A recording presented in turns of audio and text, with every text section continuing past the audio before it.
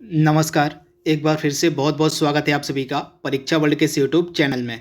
दोस्तों UP triple S C PET 2021 के लिए हम जो हिस्ट्री का क्रैश कोर्स स्टार्ट किए हुए हैं उसको आज हम और आगे बढ़ाएंगे तथा आज हम पढ़ाएंगे आपको भारत छोड़ो आंदोलन। यह दोस्तों जो टॉपिक है भारत छोड़ो आंदोलन का, यह आपका सिलेबस जो जारी किया गया था UP triple S C PET का, उसमें यह टॉपिक क्लियरली मेंशन है कि आपको जो है नॉलेज होना चाहिए भारत छोड़ो आंदोलन के बारे में। तो जितने भी इम्पॉर्टेंट फैक्ट और पॉइंट बन सकते हैं भारत छोड़ो आंदोलन से रिलेटेड, उसको आज के इस वीडियो में हम पूरे डिटेल में कवर करेंगे। तो चलिए वीडियो को शुरू करते हैं और आज का जो इम्पॉर्टेंट टॉपिक है UP triple S C PT के लिए भारत छोड़ो आंदोलन, उसको कंप्लीट कर लेते हैं। तो चलिए वीडियो को स्टार्ट करते हैं।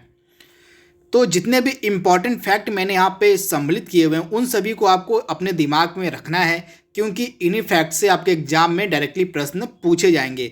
तो पहला इम्पॉर्टेंट पॉइंट क्या है, तो जो 7 अगस्त 1942 की डेट है, इस डेट को बम्बई के ग्वालियर टैंक के मैदान में कांग्रेस का अधिवेशन आयोजित किया गया, जिसकी अध्यक्षता मौलाना अबुल कलाम आज़ाद कर रहे थे। तो ये टाइम पीरियड है, आपको याद रखना पड़ेगा भारत छोड़ो आंदोलन का।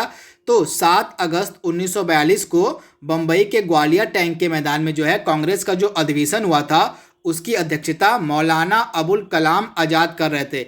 इस अधिवेशन में जो है 8 अगस्त को भारत छोड़ो आंदोलन के प्रस्ताव को पास कर दिया गया और गांधी जी के नेतृत्व में एक जन संघर्ष चलाने का निर्णय लिया गया। तो ये फैक्ट आपको याद रखना है, जो 7 अगस्त 1942 को बम्बई के ग्वालियर टैंक में कांग्रेस का अधिवेशन आयोजित किया गया था। इस अधिवेशन में जो है 8 अगस्त को जो है भारत छोड़ो आंदोलन के प्रस्ताव को पास कर दिया गया। तो इसे भी आप ध्यान दीजिएगा।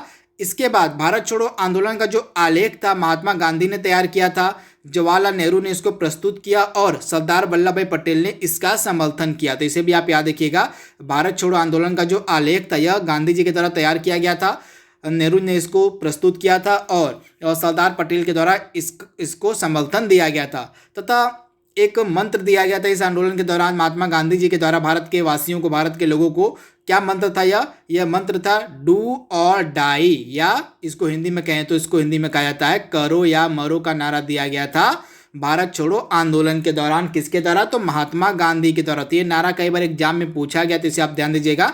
भारत छोड़ो आंदोलन के दौरान जो है करो या मरो का जो नारा था यह महात्मा गांधी के द्वारा दिया गया था। तो इसे आप ध्यान दीजिएगा। जैसे ही भारत छोड़ो आंदोलन स्टार्ट होता है, ठीक इसके अगले दिन 9 अगस्त को जो है ऑपरेशन जीरो आवर चलाया जाता है। किसके द्वारा, तो इंग्लिश गवर्नमेंट के द्वारा। किसके द्वारा, तो अंग्रेजों के द्वारा जो है ऑपरेशन जीरो आवर चलाया जाता है। इसी ऑपरेशन जीरो आवर के तहत जो है गांधी जी को गिरफ्तार कर आगा खां पैलेस में रख दिया जाता है। तो इसे भी आप याद रखिएगा। जो ऑपरेशन जीरो आवर था, जिस दिन शुरुआत की गई थी भारत छोड़ो आंदोलन की, उसी दिन अंग्रेजों ने जो है ऑपरेशन जीरो आवर चलाया। इसी ऑपरेशन जीरो आवर के तहत महात्मा गांधी को गिरफ्तार कर आगा खां पैलेस में रखा गया था तथा जवाहरलाल नेहरू, वल्लभ भाई पटेल, जेबी कृपलानी, पट्टाभी सीतारामैया आदि नेताओं को गिरफ्तार कर अहमदनगर जेल में रख दिया गया। यानी कि भारत छोड़ो आंदोलन को जैसे ही प्रारंभ किया गया था, उस आंदोलन से जुड़े जितने भी इम्पॉर्टेंट बड़े बड़े नेता थे उनको जो है अगले ही दिन गिरफ्तार कर अंग्रेजी गवर्नमेंट ने जेल में बंद कर दिया था। तो आपको याद रखना है।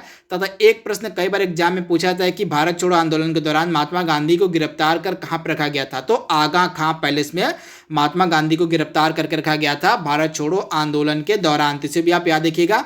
इसके बाद एक प्रश्न और पूछा जाता है कि जब महात्मा गांधी ने नमक कानून तोड़ा था, यानी कि सविनय अवज्ञा आंदोलन के दौरान जो है महात्मा गांधी की तरफ जो नमक कानून तोड़ा गया था, इसके खिलाफ जो है अंग्रेजों ने इनको गिरफ्तार कर कहाँ रखा था, तो नमक कानून तोड़ने के खिलाफ जो है महात्मा गांधी को गिरफ्तार कर यरवदा जेल में रखा गया था। तो ये 2 प्रश्न बार बार पूछे जाते हैं, तो इनको आपको याद रखना है। इसके बाद अगला इंपॉर्टेंट फैक्ट है भारत छोड़ो आंदोलन से रिलेटेड, क्या है, तो राजेंद्र प्रसाद, पटना तथा जयप्रकाश नारायण को हजारीबाग के सेंट्रल जेल में रखा गया। बाद में जयप्रकाश नारायण ने जेल से फरार होकर नेपाल में आज़ाद दस्ते का गठन किया और भूमिगत होकर आंदोलन चलाते रहते। भी फैक्ट आप याद रखिएगा।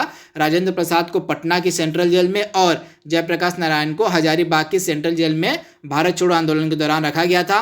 इसी दौरान जो है जयप्रकाश नारायण जेल से भाग गए तथा इन्होंने नेपाल में आजाद दस्ते का गठन किया और भूमिगत होकर आंदोलन ये चलाते रहे। इसके बाद नाव राम मनोहर लोहिया रेडियो पर नियमित रूप से बोलते थे। इसे भी आप ध्यान दीजिएगा, जो राम मनोहर लोहिया थे ये रेडियो पर नियमित रूप से बोलते थे भारत छोड़ो आंदोलन के दौरान। गुप्त रेडियो संचालन से जुड़े अन्य नेता कौन कौन से थे? वीएम खाकर, उषा मेहता, चंद्रकांत झावेरी, ये सभी नेता जो थे ये गुप्त रेडियो संचालन से जुड़े हुए थे भारत छोड़ो आंदोलन के दौरान थे। इनका नाम आपको याद रखना है। इसके बाद अरुणा आसफ अली इस आंदोलन के दौरान जो है भूमिगत क्रियाकलापों से जुड़ी रही थी। इसे भी आप ध्यान दीजिएगा, जो अरुणा आसफ अली थी ये भारत छोड़ो आंदोलन के दौरान भूमिगत क्रियाकलापों से जुड़ी रही थी। इनका नाम भी आपको याद रखना है। जितने भी इम्पोर्टेंट नेता, जितने भी इम्पोर्टेंट लीडर भारत छोड़ो आंदोलन से जुड़े हुए हैं उनके नाम आपके दिमाग में होने चाहिए। इनसे लगातार एग्जाम में प्रश्न पूछे जाते हैं।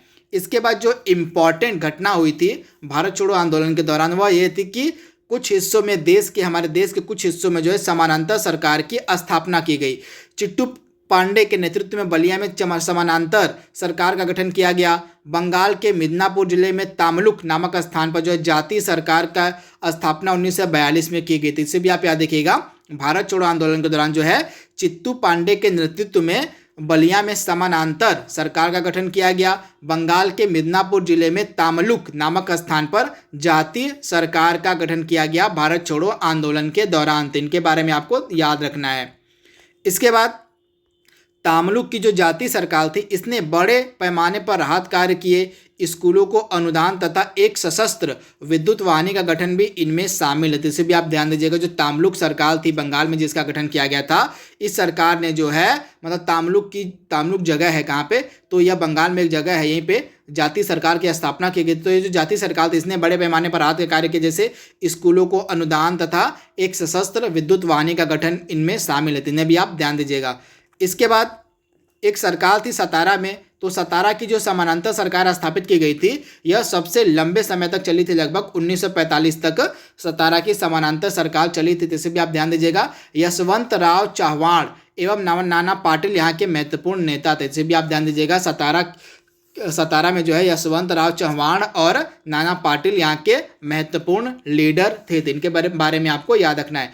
इसके बाद हिंदू महासभा, मुस्लिम लीग ने जो है भारत छोड़ो आंदोलन का समर्थन नहीं किया। तो ये भी प्रश्न कई बार पूछा गया है, तो आप ध्यान दीजिएगा। जो हिंदू महासभा थी और जो मुस्लिम लीग थे, इन दोनों ने जो है भारत छोड़ो आंदोलन का समर्थन नहीं किया। तो इनके बारे में भी आपको याद रखना है। और आज का जो लास्ट मोस्ट इम्पॉर्टेंट फैक्ट जो आपको याद रखना है, अमेरिकी पत्रकार था जिसका नाम था लुई फिशर। यह जो है भारत छोड़ो आंदोलन के दौरान महात्मा गांधी के साथ था। तो ये कई बार एग्जाम में प्रश्न बार बार पूछा गया है।